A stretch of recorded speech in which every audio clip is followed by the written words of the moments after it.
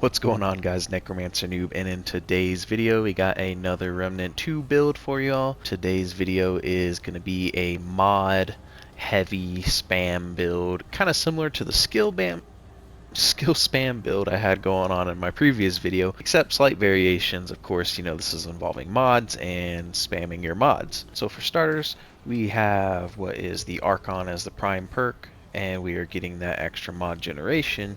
We got the Ritualist as our secondary, getting that status effect, and for the Miasma Eruption, we also have Reed of the Vaunt for our amulet.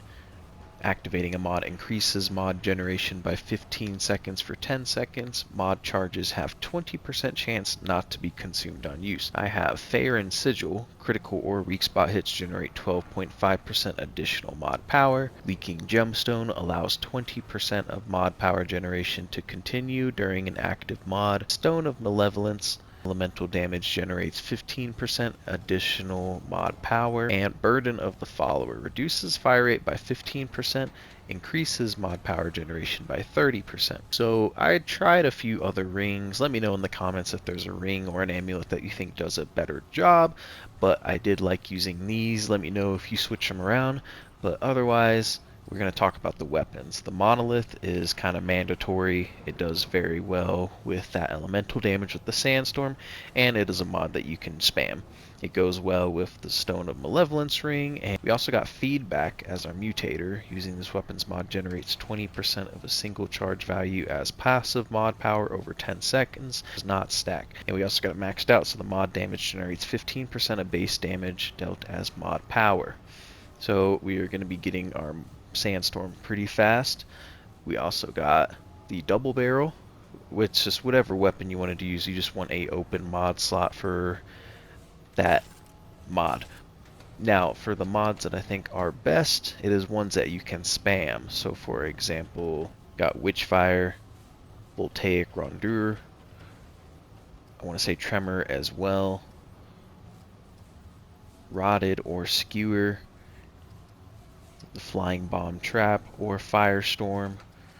Helix is also a good choice as well. In this case, I'm using the Voltaic Rondure. I like it because it doesn't hurt me. It has an elemental with that shock and the status effect, doing good with the Ritualist and our rings. We also, Firestorm, just it's so easy to kill yourself.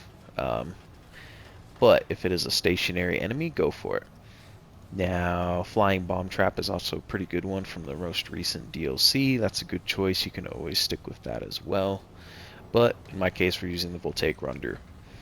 We also got the Prophecy plus 10, so using this weapon's mod increases mod generation by 6% for 10 seconds, max 5 stacks. So we can get up to 30% increased mod generation.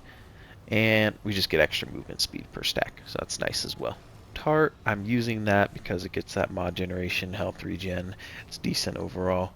We got the relic fragments of mythic mod damage, mythic mod duration, and mythic elemental damage. Aside from that though, we got Chaos Gate, and we got Miasma, Reed of the Vaunt, Fair and Sigil, Leaking Gemstone, Stone of Malevolence, and Burden of the Follower. I feel like all these go pretty well with each other, and we will be racking up mod powers before you know it. Both of these are very spammable, and you can get a ton in the whole AoE, and it just really messes up bosses or enemies alike. But anyways, this is the build I got for you all. If you like it, feel free to leave a like, comment, subscribe. It all helps out. Plenty more videos along the way, Remnant builds, co-op, runs, you name it, just fun stuff, video games. But anyways, I'll show some gameplay. I think I got some Nerude and Apocalypse. I'm not saying this is an Apocalypse build, but I'm just saying it can do the job. Anyways, bye-bye.